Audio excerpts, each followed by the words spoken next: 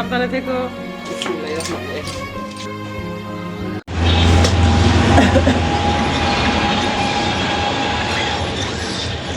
এতটা উঁচুতে তারপর এত নয়েজ, মেন রোডের পাশে তো সেজন্য। তো বাবা বাড়ি থেকে কিছু গিফট এসেছে, সেটা আপনাদের সাথে দেখাবো। রমজান উপলক্ষে মা কি পাঠিয়ে দিল। তার আগে এক আপুর প্রশ্নের উত্তর দেব। আপুটার নাম মেবি অর্পিতা। তো থ্যাংক ইউ সো মাচ আপু, তুমি আমাকে সুন্দর সুন্দর কমেন্ট করো। তোমার প্রশ্নের উত্তর আজকে আমি দিব। তুমি যদি দেখো আমার ভিডিওটি, তুমি কমেন্ট দিতে পারো আমার এখানে আজকেও। তো যা যা নিয়ে আসবো তা দেখাবো, তারপরে কমেন্টের উত্তরটা দিব। আসসালামু আলাইকুম মাই ইউটিউব ফ্যামিলি, কেমন আছেন সবাই? আই হোপ সবাই ভালো আছেন। আলহামদুলিল্লাহ আমরাও সবাই ভালো আছি।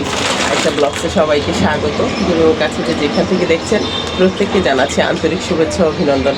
নতুন একটি ভিডিও নিয়ে আসলাম আপনাদের মাঝে। যদি ভালো লাগে চলুন কিছুটা পথ আমার সাথে। আসলে কি বলবো, এত নয়েজ আর সবাই ঘুমাচ্ছে, তাই ভাবলাম বারান্দায় চলে আসি।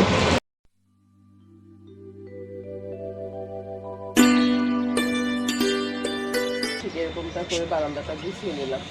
এই পাশটায় আছে পাখি। আসলে অল্প সময়ে কিভাবে যে কাজগুলো করলাম আমি জানি না কিভাবে। গতকালকে তো চোখটা আমার ফুল একদম ঢুল হয়ে গেছে। চোখে প্রচুর পরিমাণ মানে অ্যালার্জি, ডাস্ট অ্যালার্জি যেহেতু আমার আসছে, তাই এই প্রবলেমগুলো। তো চলেন দেখাই। আর বাবা বাড়ি থেকে কী নিয়ে আসলাম, আর আপনাদের মানে অর্পিতা আপু তোমার কমেন্টের উত্তরটাও দিচ্ছি। এখনই ভিডিওটা মেক করলাম বারান্দা থেকেই, কিন্তু এতটা পরিমাণ নয়েজ, তাই চলে আসলাম ড্রয়িং রুমে। তো আপনারা দেখতে থাকুন কি কি বাবার বাড়ি থেকে দিয়েছে আমার মা। তার পাশাপাশি অর্পিতা আপু তোমার প্রশ্নের উত্তরটাও দিচ্ছি। তুমি আমাকে বলেছিলে যে আপু তুমি তো মেয়া সাহেবের মেয়ে, আমি জানি তোমরা 5টা বোন, আর তোমরা 5টা বোনকেই তোমার বাবা প্রতি মাসেই 60,000 টাকা দিয়ে থাকে, মানে 60,000 টাকা দিয়ে থাকে। আপু তোমার প্রশ্নের উত্তরটা আমি দিচ্ছি। কখনোই না আপু, আপনি যার কাছ থেকে শুনেছেন একদম ভুল শুনেছেন। কেন আমাকে দিবে? আমাদের সবাইকে 60,000 টাকা করে দিবে মাসে। অন্য কাউকে দেয় কিনা আমি জানি না, তবে আমার ব্যাপারে আমি ক্লিয়ার করছি, না বোন, কখনোই না। তবে হ্যাঁ, কোনো একটা সময় আগে, কোনো একটা সময় না, বরাবরের মতো ঈদ আসলে এই তো এইসব রমজানের জিনিসগুলো পাঠায়। তা পাশাপাশি যখন ঈদ আসে তখন ঈদের আগের দিন হয়তো বা 2 দিন আগে হয়তো 10,000 টাকা করে পাঠাতো একটা সময়। 2-3 বছর হবে সেটাও এখন দেয় না। আর কেনই বা দিবে? এখন তো আমাদের পালা, আমরা দিব, তাই না বলুন? সারা জীবনই বাবা মার করতে হবে এমন কোনো কথা নাই। আর হ্যাঁ, আমার ভাইয়ের কথা যদি বলে থাকো, তাহলে আমার ভাই কখনোই আমাকে সেভাবে কিছু দেয়নি। আমার মনে পড়ে না যে সে আমাকে দিয়েছে। আর আমি কখনো তার পকেট থেকে 20 টাকা নিয়েছি কিনা চেয়ে, সেটা ছোটোবেলা হোক বড়বেলা হোক, আমি অন ক্যামেরাই বলছি। সে যদি ভিডিও দেখে তাতে আমার কিছু আসে যায় না, আমি কখনো তার কাছ থেকে একটা টাকাও নিইনি। আর বাবা যদি গিফটের কিছু দিয়ে থাকে, আমার বাড়িতে আমার বাবা আমাকে গিফট করেছে। তো তোমাকে অসংখ্য ধন্যবাদ। তোমার মনে যে প্রশ্নটা ছিল সেটার উত্তরটা আমি দিয়ে দিয়েছি। মনে না, তুমি প্রকাশই করেছো। আর এই দিকে দেখো নুরুর আব্বু বলছে, মানে রাতে যখন এনেছে তখন বলেছে যে আমাকে যার মাধ্যমে দিয়ে পাঠিয়েছে সে তো চুরি করে। তাকে দিয়ে কেন পাঠালো, সে তো নিয়ে নিবে অর্ধেকটাই। আমি বলি না থাক, এসব বলো না, নিলে নিয়েছে, সমস্যা নেই। কারো রিজিক নিয়ে নিতে তো পারবে না, তা সেটা আমার রিজিক হয়তো ছিল না তাই নিয়ে গেছে, আর যদি নিয়ে থাকে। আর আসলে সে বরাবরের মতো চুরি করে। তো যাই হোক, তাকে আমাদের কাছ থেকে আর রাখবো না। তো যাই হোক, এখন শেষমেশ তার নামও আমি বলতে চাই না। আর ভিডিও যদি আমার আম্মা দেখে থাকেন তাহলে আপনিও কারোর কাছে বলেন না, আপনি তো জানেন কাকে দিয়ে পাঠিয়েছেন। সে বরাবরের মতোই চুরি করে আসলে। তো যাই হোক, কেমন হয়েছে দেখেন তো। এই তো ভ্যাশন আমি দেখাচ্ছি আর অনেক গল্পই করছি। তো ছোটোবেলার কথা মনে পড়ে গেল। হোস্টেল লাইফে যখন আমি ছিলাম, ছোট একটা বাচ্চা মেয়ে, বাবা মাকে ছাড়া থাকা, এটা আসলে অনেক কষ্ট। আমি যখনই বলতে যাই আসলে ইমোশনাল হয়ে যাই। তো যাই হোক, হোস্টেলে ছোটোবেলায় রাখা ঠিক না। আর যারা রাখেন তারা তাদের সুবিধার থেকে হয়তো কোনো ভালো বুঝেন তাই রাখেন। তবে অনেকেই শুনেছি, যখন আমার হোস্টেলে দেখতে যাইতো, কর্মচারীদের দিয়ে পাঠাতো, অনেকেই টাকা পয়সা দিলে আমাকে দিত না। আমি পরবর্তীতে জানতে পারি, কিন্তু তাকে কখনো বুঝতে দিই নাই, জানতে দিই নাই। তবে রিজিক এমন একটা জিনিস, আমার রিজিক কেউ নিতে পারবে না। আর যদি রিজিক আমার না থাকে তাহলে সেটা আমি ভোগ করতে পারবো না। তো যাই হোক, আল্লাহ তাআলা সবাইকে হেদায়েত দান করুক, আমাকেও করুক। আমি বলতে চাইনি, কথার বৃষ্টি চলে আসছে। তো আসলেই ছোটবেলাটা অনেক কষ্টে কেটেছে আমার। ক্ষুধার কি জ্বালা আমি তখন থেকেই জানি। তো বন্ধুরা, কেমন হয়েছে বাবার বাড়ির দেয়া গিফট? পাখি দরজাটা খুলে দিই। লাগাই রাখি।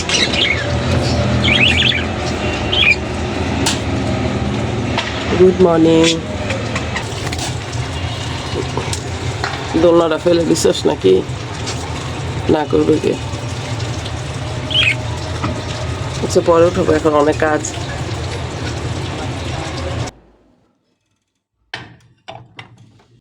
প্রতিটা জিনিসই আবার আমার হাতেই রাখতে হচ্ছে, কি করব, এত যন্ত্রণা লাগছে বলার বাইরে। যন্ত্রণা লাগলেও কিছু করার নেই আসলে। যেসব কাজগুলো আমি করি নর্মালি সেগুলো ওরা করতে পারে না, আর ওরা যদিও বা করে সেটা আবার আমার পছন্দ হয় না, এই হলো ব্যাপার। তবে এখন পছন্দের কথা আর ভাবছি না, এখন ওদের কাছ থেকে রিকোয়েস্ট করছি প্লিজ তোমরা আমাকে হেল্প করো, আমার আর হচ্ছে না, মানে আমার দ্বারা অনেক কষ্ট হচ্ছে। কিন্তু যাই হোক কিছু করার নেই, ওরা আসলে পারে না, কি করবে। শুরু থেকেই আমি যদি সবাইকে শিখাতাম তাহলে হয়তো এই কষ্টটা হতো না। যেহেতু এটা পিতৃপ্রধান দেশ তো ছেলেদের প্রায়োরিটিটা একটু বেশি দিতে হয়, তো সেভাবে আমিও দিই যতটুকু সম্ভব। তো হাজব্যান্ডের জিনিসগুলো সুন্দর করে রাখছি, আর এরও কারণ আছে, যেহেতু আয়রন করা থাকে আর ছেলে মানুষ ডেফিনেটলি বাইরে যায়, ওরা টিপটাপ থাকতে হয়, এটা মাস্ট। আমাদের কাপড় চোপড় যদি এলোমেলো হয়, আয়রন ছাড়া হয় কোনো ব্যাপার নেই, কিন্তু ছেলেদের তো ব্যাপার আছে। বাপরে, এগুলো পরে করবো, একটু রেস্ট নিয়ে তারপরে। এই 4টা আছে আর বাকি সব শেষ আলহামদুলিল্লাহ। মেয়েদের সেভাবে আসলে ছেলেরা খেয়াল করে না আমরা ঘরে যে কি পরিমাণ কাজ করি। এরা যদি এই স্বস্ব জায়গায় থেকে নিজের চোখে দেখতো কাছে থেকে, তাহলে হয়তো বা বুঝতো। কিন্তু আমার কি ধারণা ইদানিং লাগে, ওরা ঠিকই বুঝে এড়িয়ে চলে কাজ করার ভয়ে। এটা একটা পয়েন্ট বলতে পারেন। কিন্তু আমরা মেয়েরা সংসারের কাজগুলো আসলে ভালোবেসে করি। ঘর গুছানো, রান্না করা, প্রত্যেকটা কাজ আমরা সুন্দর করে করি শুধুমাত্র প্রশংসার জন্যে। আনফরচুনেটলি অনেক ছেলেদের প্রশংসা করার অভ্যাসই থাকে না। তো এইটা গুছানোর পর এখানে নুহরের পড়ার টেবিল, ওখানটায় নুদারের পড়ার টেবিল। এই তো আস্তে আস্তে হবে। আর আস্তে আস্তে বলি ঠিকই, আমি আস্তে আস্তে হয় না, এই যে করা শুরু করি হেলথের দিকে আর খেয়াল রাখি না। এই তো এটা এই পাশে ছিল, তো এটা আপাতত এখানেই রাখবো। কি রিয়েকশন হয়, অনেক সামান্য একটা গিফট। Thank you. দেখাও কি গিফটটা। এটা হচ্ছে চাবের রিং এবং এটি হচ্ছে প্রয়োজনীয় জিনিস হচ্ছে এটা হচ্ছে তোমার কম কি বলে এটাকে, কম্পাস, দিক নির্ণয় করার জন্য, নামাজ পড়ার জন্য এটা দরকার। পছন্দ হয়েছে? নতুন চাবিটা নাও, বলে ফেলো। নতুন বছর চাবি চাবি। আচ্ছা ইয়েটা কোথায়, সোনালি তালা যে একটা, অনেক ভালো লাগছে। চাবি রিং তো অনেক কিছুই ছিল অবশ্যই, এর মধ্যে কার্টুন, তারপরে একটু কাজ করতে বসছি। টেনটেনা যে চাবির রিংটা দিলাম সেটা অবশ্য অনেক আগেই কেনা ছিল, আর ফেব্রুয়ারির 8 তারিখে আমাদের ম্যারেজ ডে ছিল। আনফর্চুনেটলি নুর আপু ভুলে গিয়েছে, তাই রাগ করে গিফটটা তখন আমি দিইনি। আমি যে গিফটটা কিনেছিলাম সেটা একমাত্র আমার মেয়েকে দেখিয়েছিলাম। কিন্তু যাই হোক, এখন যেহেতু রাগ কমেছে, সময়ে সব কিছু সমাধান, তাই মূলত আজকেই দিলাম গিফটটা। তো যাই হোক, 2-3 বছর ধরে সেও আমাকে কোনো গিফট দেয় না, আর তার আগে আমি তাকে গিফট দিয়েছিলাম, একটা ভালো দামি একটা ঘড়ি দিয়েছিলাম, প্রায় 26,000 টাকার মতো। তো আজকাল আমার সেভাবে হাতটা শূন্য। আর তাছাড়া আমার একটা মিশন আছে, ভালো একটা মোবাইল আমার কিনতে হবে, ওই জন্যে আসলে কালেক্ট করছি। একটা হলো উমরায় যাওয়ার উদ্দেশ্য, আর একটা আইফোন কেনার উদ্দেশ্য। এটাই আমার এখন মূল উদ্দেশ্য টাকা জমানোর। তো যাই হোক, সেদিনও আমার ভাইয়ের মেয়ে মাহা আমাকে বলছিল, আন্টি তোমার ভিডিও কোয়ালিটি আরও ভালো হবে, তুমি একটা আইফোন নিয়ে নাও, যেহেতু এই লাইনে কাজ করছো। তারপর আরেকদিন মেসেঞ্জারে ফেসবুকে একজন আমাকে বলছে, হয়তো ভাইয়ার বন্ধু বা কিছু একটা হতে পারে। তো সে আমাকে বলতেছে, তোমার ভাই তো 4-5টা আইফোন হাতে নিয়ে ঘুরে, একটা আইফোন নিয়ে নিতে পারো। ভাইরে, আমি আপনার কমেন্টের উত্তরটা দিয়ে দিলাম এখন। আপনি যে কথাটা বলেছেন সেই কথাটা হলো, আমার ভাইয়ের হাতে হতে পারে 10টা আইফোন, সো হোয়াট, আমার তো না সেগুলা, সেগুলা তার, আমি তার কাছ থেকে কেন নিয়ে নিয়ে নেব। একটা মানুষ যদি একটা মানুষকে গিফট করে সেটা আলাদা ব্যাপার হতে পারে, বা তার কাছে মোবাইল থাকবে আইফোন তাই বলে যে আমার কাছে থাকতে হবে। আর সরি টু সে, আমি বলি আমার ভাইয়ের কাছে শুধু না, আমার ভাইয়ের মেয়েদের কাছেও আইফোন আছে, সো তার ওয়াইফদের কাছেও আছে, এটা কোনো ব্যাপার না, থাকতেই পারে। আর একটা সময় আমার মনে হতো ওয়েস্ট অফ মানি আইফোন কিনা, বাট এখন যেহেতু কাজ করি তো এখন মনে হচ্ছে যে আসলে কেনা দরকার। তাছাড়া একটা সময় মোবাইলের প্রতি টাকা খরচ করা আসলেই আমার এটা কেমন যেন লাগতো, এটা এমন মনে হতো না, মনে হতো টাকাটা জলে ফেলা। আর আমি পাগলের মতো স্বর্ণ বানাতাম একটা সময়, আমার স্বর্ণটা নেশার মতো কাজ করছে। যদিও এখন মনে হয় যে জিনিস আমি পড়তে পারবো না ডাকাতের ভয়ে, সেই জিনিস না বানালেই বেটার। একটা সময় দেখা যাবে সেই স্বর্ণ আমি তো পড়িনি, আর একজন গড়ে আরেকজন পরে, এমনও হয়, ইতিহাস সাক্ষী। আসলে অনেক দারুণ একটা বুদ্ধি কাজ হয়েছে, নইলে কখন কিনা লাগতো। তাই জন্য একটুখানি এই দেখেন ফুটু, এটা সেলাই করে দিব মাসে মানে দরকার নেই। কি বলবো।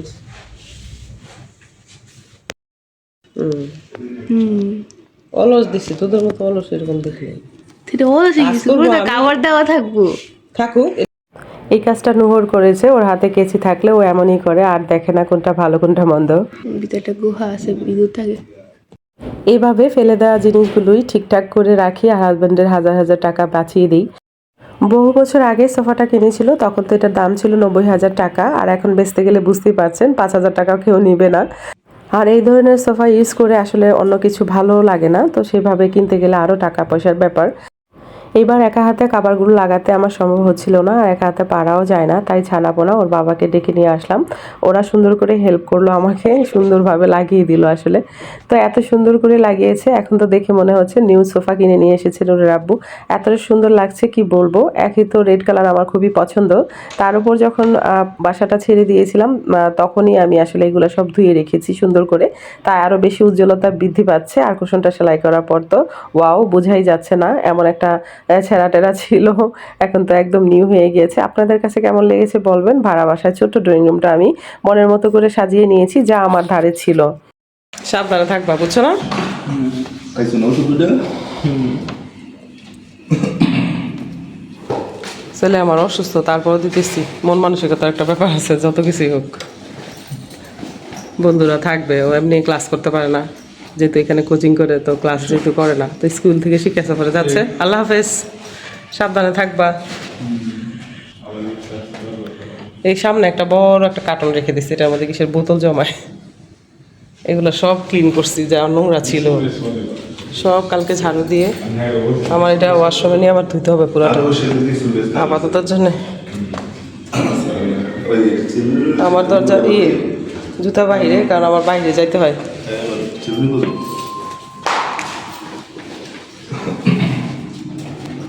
ওকে, আল্লাহ হাফেজ, সাবধানে থেকো।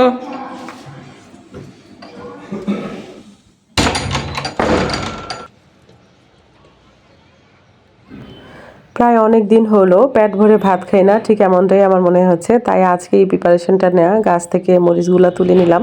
পাকা মরিচগুলো, গাছ পাকা মরিচ দিয়ে কিন্তু ভীষণ মজা লাগে শুটকির ভর্তা খেতে। আমি প্রায়শই খাই, আমার ভালো লাগে যখনই মনে হয় ভাতটা আসলে মন ভরে খাবো। এত ডায়েট করি, করতে করতে অবস্থা খুব খারাপ। তো আজকে সেই জন্যই মূলত মরিচগুলো তুলে নিলাম। মাশাআল্লাহ, কি সুন্দর গাছ পাকা মরিচ। আপনারা চাইলেও তুলে নিতে পারেন, এরকম একটা গাছ লাগাতে পারেন, তাহলে যখনই মনে যাবে তখন এইভাবে বানিয়ে খেতে পারেন। এখানে আছে মরিচ, গাছ থেকে মরিচটা নিলাম, দেখলেন, লবণ আর হলো টিন টিন টিন শুটকি ডালা। পেঁয়াজ দেবো একটু পরে, আগে বাড়িটা নিই। হ্যাঁ,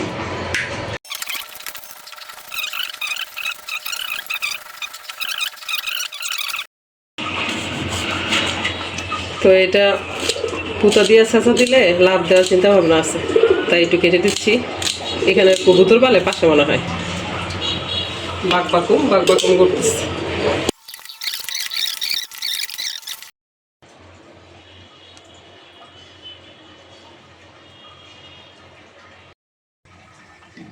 বিসমিল্লাহির রহমানির রহিম। আমার মেয়ে কখনো ভাত নাকি দেখে না এইভাবে খাওয়া। এটা এইভাবে করে নিবা, নিয়ে এই যে হালকা করে বাটবা, এটা সেই স্বাদ। আমি তো বলছি আজকে তোমাকে খাওয়াবো, বলে কি শুটকি খাওয়ার কোনো ইচ্ছেই নেই, আর এইভাবে খাবে দূরের কথা, তুমি খেলেই বুঝতে পারবা।